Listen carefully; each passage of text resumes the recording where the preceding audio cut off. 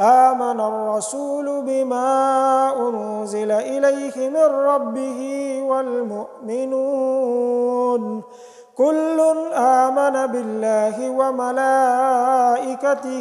وكتبه ورسله لا نفرق بين أحد من رسله وقالوا سمعنا وأطعنا غفرانك ربنا وإليك المصير لا يكلف الله نفسا إلا وسعها لها ما كسبت وعليها ما اكتسبت ربنا لا تؤاخذنا إن نسينا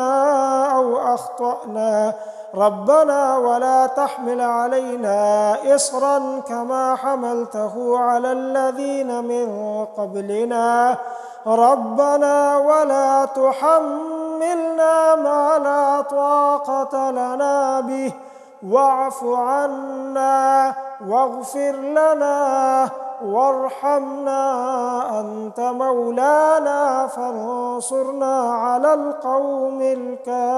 الكافرين.